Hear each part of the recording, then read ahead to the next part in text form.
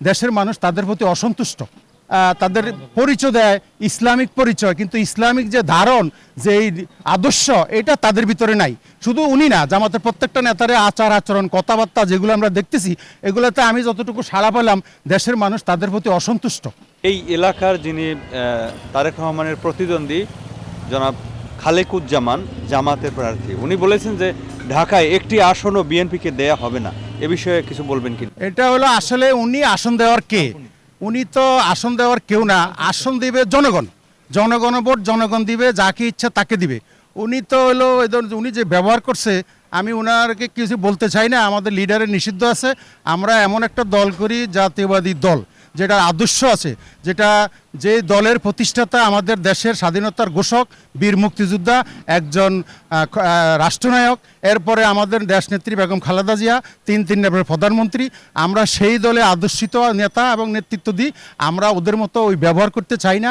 এটা হলো একটা, মানে কি বলবো, আমার ভাষায় আমি বলি, উনি কতটুকু পড়ালেখা করছেন, ওর কতটুকু শিক্ষাগত যোগ্যতা আছে আমি জানি না। মনে হয় কোথাও ঘাটতি আছে, নইলে এই ধরনের ব্যবহার যারা জামাত করে, আমরা জানি তারা তাদের পরিচয় দেয় ইসলামিক পরিচয়, কিন্তু ইসলামিক যে ধারণ, যে এই আদর্শ, এটা তাদের ভিতরে নাই। শুধু উনি না, জামাতের প্রত্যেকটা নেতারে আচার আচরণ কথাবার্তা যেগুলো আমরা দেখতেছি, এগুলোতে আমি যতটুকু সাড়া পেলাম, দেশের মানুষ তাদের প্রতি অসন্তুষ্ট। এবং উনি যখন যেখানে কথাগুলি বলে, যে ব্যবহারগুলি বলে, এই এলাকার মানুষ এটা আসলে ওনার থেকে আশাবাদী না, এবং এটা প্রত্যাশাও না। তো এটা আমি জানি না, তারপরেও বলবো, উনি এখন যেহেতু তারেক সাহেবের যেখানে যায়, তারেক সাহেবের প্রতিনিধি হিসাবে পরিচয় দিতে উনি সাধান্য লাভ করে।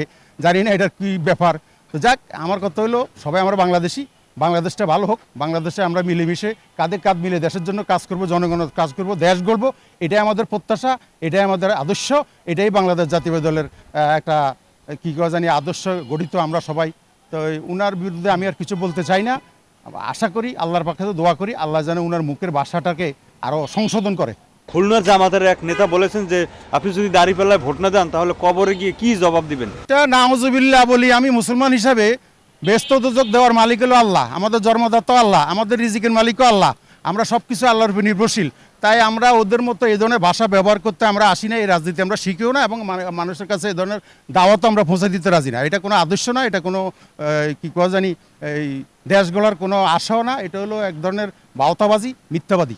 আমি একজন প্রবাসী, মালয়েশিয়া থেকে আসছি সুদূর 13 বছর পরে। ফ্যাসিস্ট সরকারের নির্যাতন জুলুমের কারণে আমি দেশে আসতে পারি নাই। এই ফ্যাসিস্ট সরকার আমার পাসপোর্ট থেকে সব কিছু, বাংলাদেশের আগারগাঁও পাসপোর্ট থেকে বাতিল করে দিয়েছে। যাক, আজকে সুবর্ণ সুযোগ হয়েছে।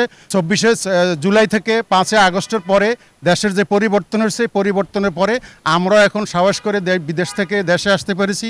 তাই আমি সুদূর মালয়েশিয়া থেকে এখানে আসছি আমাদের এই লোকজন নিয়ে, আজকে তারেক সাহেবের 17 আসনে নির্বাচনী গণসংযোগ করার জন্য তার নেতৃত্বে কাজ করতেছি। তাকে যেন এলাকার মানুষ নির্বাচিত করে, এবং এই এলাকার মানুষ যেন তাদের যেই সমস্যাগুলি আছে এগুলো যেন সমাধান করতে পারি। এবং আমরা সহ জনগণের কথা দিচ্ছি, আমরা এই এদের জনগণের সাথে কাঁধে কাঁধ মিলে এই এলাকার উন্নয়নের জন্য, দেশের স্বাধীনতা সার্বভৌমত্ব রক্ষার জন্য, গণতন্ত্র উদ্ধারের জন্য আপনার ভোট আপনি দিবেন, এবং যাকে ইচ্ছা তাকে দিবেন। আপনাদের পাশে থাকার জন্যই তারেক সাহেবের নেতৃত্বে আমরা এখানে আপনাদের সাথে এখানে আসছি।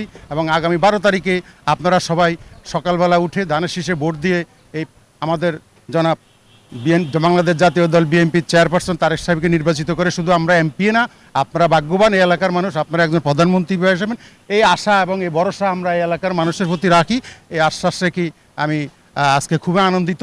সদর মালয়েশিয়া থেকে এসেও মানুষের যে ছাড়া পেয়েছি, আসলে এটা দারুণ লাগছে, ভালো লাগছে।